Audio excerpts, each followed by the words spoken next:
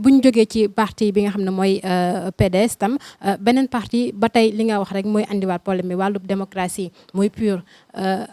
Issa Sall dàq nañ ko est-ce que loolu xel nangu naka. waaw Issa dañ ko dàq ci coordination PUR parce que moom moo nekkoon coordinateur bi moo yóbbu PUR n'est-ce pas ci élection bu ñu jógee présidentielle février 2019 te président parti bi moom moo décidé que affaire yi daal il faut que ñu andi réforme foofu tamit réforme la ñuy andi donc dootul am vraiment ay coordonnateur mais dañuy jël ay ñetti nit ñoo xam ne ñoo nekk ci kaw parti bi et président bi nekk ci wetam donc les décisions vont se prendre de façon collégiale dootul am benn nit buy fës donc loolu yëpp lan lay wone day wone ni que le président n'est-ce pas PUR dafa bëgg a jël en charge son parti dafa bëgg am maîtrise n'est-ce pas parti parce qu'à un moment donné dafa seetlu ne que coordonnateur bi yenn saa day jël décision yoo xam ne daal engagé wul n'est-ce pas tout le parti donc loolu et surtout le président n'est pas d'accord mais comme moom moo nekk coordonnateur dafay bàyyi affaire bi jàll donc loolu la bëgg a régler à travers la réforme n'est-ce pas bu mu introduire donc voilà donc Issa Sall nee na instance bu ko folli c'est pas une instance régulière léegi à quoi peut-on s'entendre certainement du ñàkk xëy na mu yóbbu affaire bi ci yoon donc voilà quoi donc mu yóbbu affaire bi ci yoon mais dans tous les cas waa PUR def nañu seen réforme ci biir léegi dootul am coordonnateur donc pratiquement parti bi président bi moo koy gérer et président bi ni xam na c'est le guide spirituel des n'est-ce pas des moustachidines noonu n'est-ce pas moo gérer parti bi. PUR nekk parti bu bees ñu xëy quelques jours wala ñu xëy rek mu ñëw dugg ci ay problèmes yu mel nii lan mooy lendemain wu PUR est-ce que yaakaar nga ne dina am lendemain bu favorable. donc comme ni ma la waxee rek gis nga parti moom problème moom il faut que mu am te problème yooyu yenn saa moo koy dëgëral donc mun na am lendemain meilleur xam nga lu tax parce que PUR ni mu bindoo la boo xoolee à l'origine socle bi c'est un socle religieux c'est-à-dire que ciment bi ciment religieux la te boo waxee religion da ngay wax discipline à la limite même vraiment les militants ne sont pas des militants ordinaires mais en réalité ay talibé lañu ñoo xam ne la ndigal rek la ñuy wéy deuxièmement kii aspect religieux boobu dafa am benn affaire bu important lu mu andi vraiment dans le comportement des militants disons du PUR mooy le sens de l'organisation naka la ñu vraiment organiser wu de manière vraiment à occuper l'espace. Voilà gis nañ ko vraiment pendant la présidentielle avant la présidentielle les législatives nit ñi gis nañu vraiment force organisationnelle n'est-ce pas bu PUR am nga loolu lu ko waral mooy discipline ma la waxoon noonu discipline boo xam ne daal lan moo ko jur mooy aspect religieux boobu aspect religieux n'est-ce pas moo ko jur donc dans tous les cas li am na pour man du yàq dara n'est-ce pas si PUR dañuy gën a jekkuwaat ba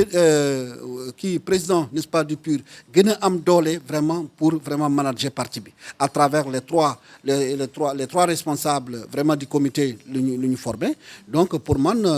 voilà il faut pas s'attendre parce que simplement Issa nekkatu fi rek parti bi de kii non lu du am fii comme ni ma la waxee noonu PUR du comme yeneen parti politique yi donc particularité PUR mooy ciment religieux boobu moo tax vraiment discipline bi am ci parti bi et surtout le sens de l'organisation am ci parti bi. bu ñu déggee li nga wax PUR dafa mel ni fondement am discipline bi la ndax Issa Sall dafa manqué discipline ba ki nga xam ne mooy sëñ Moustapha Sy wóolootu ko mu teg ko ci parti bi ndax bokk na ci li ñuy wax ne dafa dem ci dialogue bi ci loo xam ne moom yebalu ko parti bi yebalu ko ndax Issa Sall dafa manqué discipline ci biir parti bi. waaw xam nga boo xoolee au fond boo jàngatee Issa Sall ak président du PUR keneen ki. C'est le guide spirituel n'est-ce pas des moustachidines keneen ki nekk vraiment professeur am université bu mu kii donc c'est un intellectuel donc boo xoolee il y a opposition vraiment de personnalité si bien que kii mun na nekk talibé c'est vrai mais à un moment donné am na si fi talibé yem et foo xam ne daal léegi vraiment intellectuel bi moo fës li ma gis pourquoi clash am c'est que à un moment donné intellectuel Issa Sall moo fës au détriment si vous voulez du talibé qui doit se soumettre non moom intellectuel la il se pose des questions même bu amee problème donc day jéem a comprendre te loolu xëy na liberté boobu moom la président du PUR moom la ko toléré parce que je parle de tolérance parce qu'à un moment donné le fait que mu ne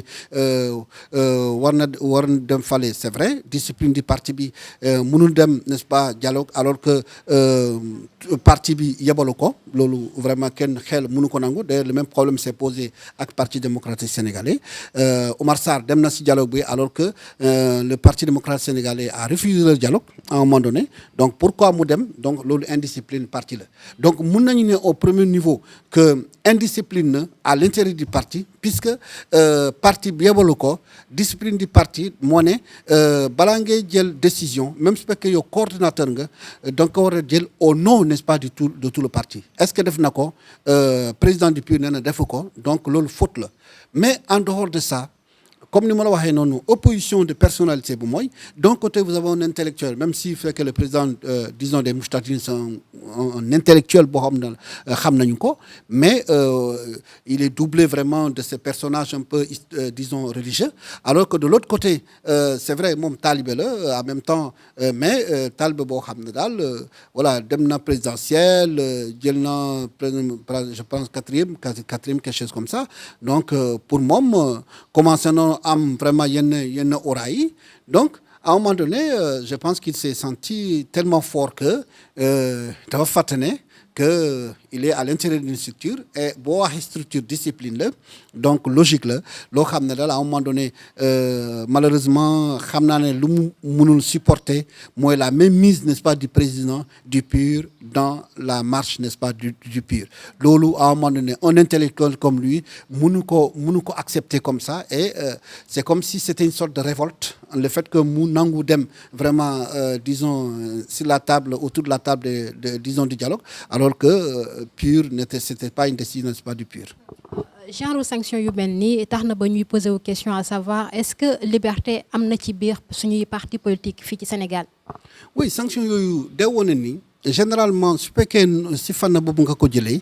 da ngay wax ni si am na liberté am na boo nee liberté pardon est-ce que am na démocratie je pense que démocratie nga bëgg a wax donc est-ce que am na démocratie si parti oui mun nañ ne démocratie am na puisque moom moo lal doxalin chaque militant à l'intérieur de ce parti parce que dañu ne su fekkee yow da nga bëgg a wax au nom du parti il faut que instance yi vraiment jox la yebal la pour parler n'est-ce pas au nom du parti mais mënoo jël décision au nom du parti alors que instance régulière yi réunir vraiment pour te donner vraiment cette possibilité donc su fekkee dañ ko jëlee si wàllu boobu dañu mën a sene mun nañu ne vraiment am na démocratie mais loolu lu mu caché la face cachée en réalité c'est que boo xoolee au fond à l'intérieur du parti benn nit moo dogal même su fekkee dañu ne wooy moo jël beneen nit moo dogal que ça soit au PUR au parti socialiste ou beneen nit moo dogal et ku dogal noonu nit boobu kuy dogal mooy koo xam ne daal moo am les bourses comme ne ñu ko waxee encore xaalis ba moom moo pratiquement moo jox xaalisam dans l'organisation et tout donc finalement bu créer parti bi rek day mel ni alalam la donc bu yow boo ñëwee à l'intérieur du parti nga militer nga am yenn idées yoo xam ne dafa feewlu n'est-ce pas ak idées yi mu muy défendre bu boobaa yow doo durer n'est-ce pas si parti bi donc voilà donc dafay def lépp n'est-ce pas pour xeexal la parce que dafa bëgg quelqu'un de soumis quelqu'un boo xam ne daal un béni oui koo xam ne lu mu ko defloo mu def ko lu mu la waxloo nga wax ko te loolu boo jëlee exemple pur donc comme ni ma la waxee vraiment opposition n'est-ce pas de personnalité keneen ki universitaire la am université am keneen ki intellectuel la certes mais c'est un homme religieux donc opposition yooyu ça transparaît tout de suite et que dans le cas de Issa Sall defe naa liberté boobu moo exprimé wu vraiment au détriment vraiment dans ni ñu ko wax encore d'une soumission disons ni ñu ko wax encore comme si c'était de l'allégeance donc voilà quoi donc moom xam naa il n'était pas dans cette logique. tey sëñ Moustapha Sy moo géré coordination bi ndax